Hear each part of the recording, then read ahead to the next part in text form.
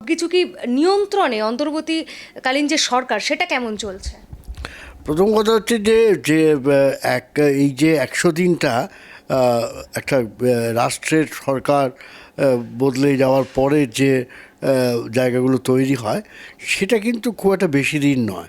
আমি এর আগেও বহুবার বলার চেষ্টা করেছি, এরকম যখন একটা ডিজাস্টার হয় বা রাষ্ট্র সরকারের মধ্যে একটা বিরাট পরিবর্তন ঘটে যায়, সেক্ষেত্রে কিন্তু ফরাসি বিপ্লবের রেফারেন্স আমি দেব, এমনকি রাশিয়ান যে বলসেভিক রেভলিউশনের কথাও বলবো, বা অন্যান্য অনেক সাম্প্রতিক ধরুন বেশ কয়েক বছর আগে শ্রীলঙ্কার ঘটনা যদি আপনারা দেখেন, তো সেক্ষেত্রে আমি আবারও যেটা বলার চেষ্টা করছি সেটা কিন্তু যেভাবে ভাবা হয়েছিল যে বাংলাদেশ একেবারে পতন হয়ে যাবে, বাংলাদেশ একেবারে রসাতলে যাবে, এবং বলা হয়েছিল এমনকি আগের রেজিমের যারা মন্ত্রী ছিলেন, প্রভাবশালী মন্ত্রী, তারা প্রকাশ্যে এগুলো বলতেন যে আমরা চলে গেলে লক্ষ লক্ষ মানুষ খুন হবে, লক্ষ লক্ষ মানুষ নিগৃহীত হবে।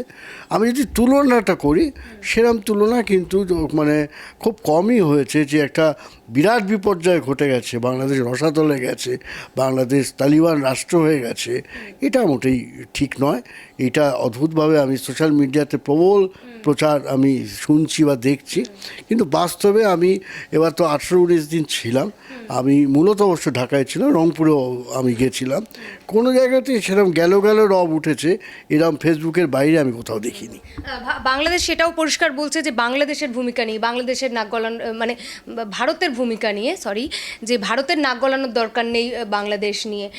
কেন, তার মানে কি ভারতের সংবাদ মাধ্যম নিয়েও তারা এটা বলেছে যে যে তথ্য সম্প্রচার যে উপদেষ্টা যিনি রয়েছেন তিনি বলছেন যে সংবাদ মাধ্যমেও যে ভুল তথ্য পরিবেশন হচ্ছে, গঠনমূলক আলোচনা, উন্নয়নমূলক আলোচনা প্রয়োজনে করা হোক। মানে এই আপনি সংবাদ মাধ্যমের ভূমিকা নিয়ে কি বলবেন? আপনি তো দেখতে পাচ্ছেন সত্যিই কি ভুল তথ্য পরিবেশিত হচ্ছে সংবাদ মাধ্যমে, ভারতবর্ষের সংবাদ মাধ্যমে? হ্যাঁ, এটা নিয়ে কোনো সন্দেহ নেই। তিলকে তাল করা হচ্ছে ভারতবর্ষের, এমনকি পশ্চিমবাংলার প্রথম শ্রেণীর অনেক সংবাদ মাধ্যম, টেলিভিশন চ্যানেল বলুন, খবরের কাগজ বলুন, তারা এমনভাবে খবর পরিবেশন করছে। ইনফ্যাক্ট আমি যখন ঢাকায় ছিলাম তখন তো সেভাবে আমার খবরের কাগজগুলোকে ফলো করা হতো না, চ্যানেলও সবসময় দেখা হতো না। আমি এখানে আসার পর বেশ কিছু সংবাদপত্রে হেডলাইন বা অন্যান্য জায়গায় যা দেখছি তার সঙ্গে বাস্তবের খুব একটা সত্যি কোনো মিল কিন্তু নেই আর কি। তারা অনেক জিনিস, যেমন তারা প্রায় একটা জায়গায় বললো যে আওয়ামী লীগ ঢাকা শহর দখল করবে আর কি, হ্যাঁ, এবং তারপরের দিন তারা বললো যে বিভিন্ন জায়গায় ঢাকা আওয়ামী লীগের পরে হামলা হয়েছে, অমুক হয়েছে। বিক্ষিপ্ত কিছু ঘটনা ঘটতে পারে, কিন্তু এমন কিছু ঢাকা দখল করবার মতো ক্ষমতা নিয়ে কিন্তু আওয়ামী লীগ কোথাও সেদিনকে আমি গোটা শহর সেদিনকে ঘুরে বেরিয়েছি, দু একটা জায়গায় দু একটা পকেটে যদিও বা কিছু কিছু হয়তো এই আসছে একটা গুজব ছড়ানো হচ্ছে, কিন্তু তার বাইরে তারা কিন্তু তাদের কোনো অস্তিত্ব আমার কোনো চোখে পড়েনি। কিন্তু এই যে ইসকনের উপর আক্রমণ, সংখ্যালঘুদের উপর আক্রমণ, এই বিষয়গুলো নিয়েও যে ছড়াচ্ছে, তো এখন দেখুন, এটা আগেও এই প্রশ্নগুলো উঠেছে যে ব্যাপক গুজব সত্যি ছড়ানো হচ্ছে, এর পেছনে আমার মনে হয় রাজনৈতিক কিছু উদ্দেশ্য আছে। আমাদের ভারতের যে শাসকেরা আজকে কেন্দ্রে ক্ষমতায় আছেন তারা সরাসরি একটা নির্দিষ্ট ধর্মের বিরুদ্ধে তারা বহুবার কথা বলেন, এবং তাদের যদি বাংলাদেশ যদি অশান্ত হয় তাদের পক্ষে তাদের অনেক কিছু ভোটের রাজনীতিতে তাদের সুবিধে হবে, তারা ভোটটাকে সংহত করতে পারবে। কিন্তু আমি তো বলছি যে কোথাও, আমি আগেও বলেছি যে দেখুন, হিন্দুদের বিরাট জনগোষ্ঠীর সাথেও ওখানে আমি কথা বলেছি। আমি তো কালী পুজোর দিন আমি ঢাকা শহরে ছিলাম, পুরো ঢাকায় আমি কালী পুজোর দিন আমি থাকার আমার সুযোগ হয়েছিল। তো সেই কোনো জায়গায় কিন্তু কোনো অশান্তি, তো শুনুন, অশান্তি থাকলে তো মানুষ সেভাবে পুজোতে স্বতঃস্ফূর্তভাবে থাকতে পারতো না।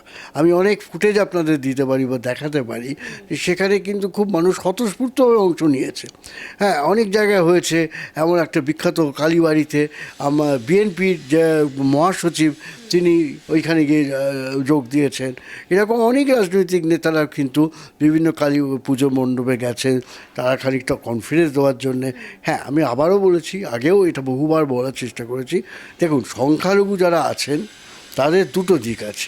একটা হচ্ছে তাদের বিরুদ্ধে যেসব জায়গায় হামলা হয়েছে বেশিরভাগ ক্ষেত্রে কিন্তু সেটা হচ্ছে পলিটিক্যাল ভায়োলেন্স।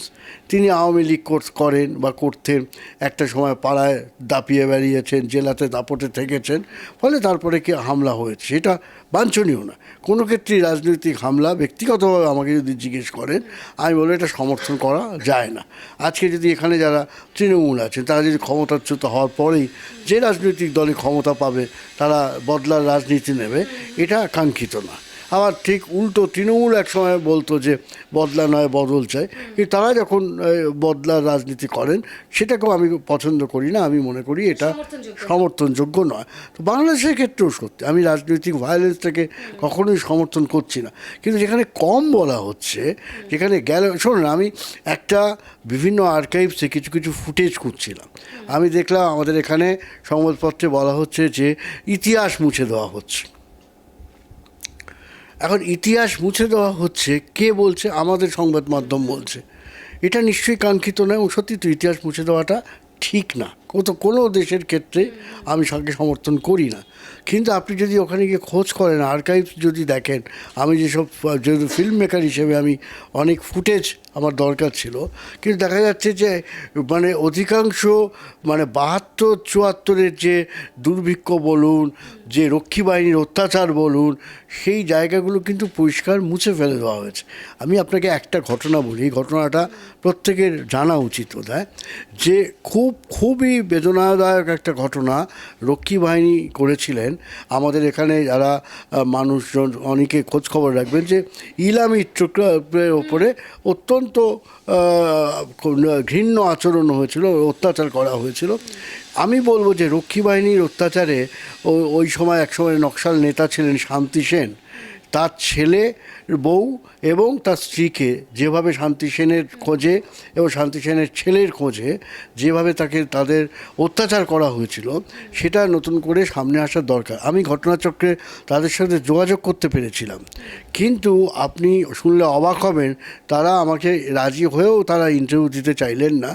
অনেকটা ভয়ে বললেন, যদি আওয়ামী লীগ এখনও আমাকে মারে তাহলে সে দায়িত্ব কি আপনি নেবেন? ফলে এই যে জায়গাটা, আপনারা যত গেল রব উঠছে, যারা গেল রব তুলছেন, তাদের জিজ্ঞেস করুন না যে রীনা সেন তো এখনও আছেন। আয়নাঘর নিয়ে তো মাইকেল চাকমা আমার সাথে দীর্ঘক্ষণ আমাদের কথা হয়েছে। আমাদের এখানে সংবাদপত্রে আয়নাঘর নিয়ে কটা আলোচনা করা হয়েছে, যে আয়নাঘরকে যে কীভাবে একটা রাখা হয়েছিল। যারা অনেকে বলছেন যে এর কোনো প্রমাণ নেই, এইসব বাজে কথা। শোনেন, এগুলো বাজে কথা বলে একটা বিভ্রান্তি ছড়ানো হচ্ছে। শোনেন, আওয়ামী লীগের মধ্যেও নিশ্চয়ই অনেক ভালো মানুষ থাকতে পারে, আমি তো সেটা বলবো না যে সব মানুষ খুব খারাপ, বা তাদের আমি সবাইকে যে চিনি তাও তো না।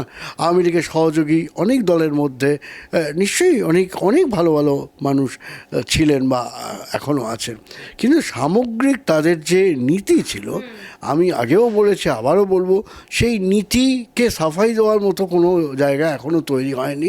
এবং সত্যিকারের দুঃখটা কোথায় জানেন? আমি একজন বাইরের লোক হয়ে বলছি, তাদের আপনি যদি সোশ্যাল মিডিয়ায় পোস্ট দেখেন, তাদের কথাবার্তা শোনেন, তারা একবারের জন্য কোথাও কোনো দুঃখ প্রকাশ করেননি যে 16 বছর ধরে তারা যে কোন রেজিম চালিয়ে গেছিলেন, গুম খুন থেকে শুরু করে আয়নাঘর, নিরাপরাধ মানুষকে, বিরোধী শক্তিকে নিঃশেষ করে দেওয়া, এই কাজগুলো তো তারাই করে গেছে।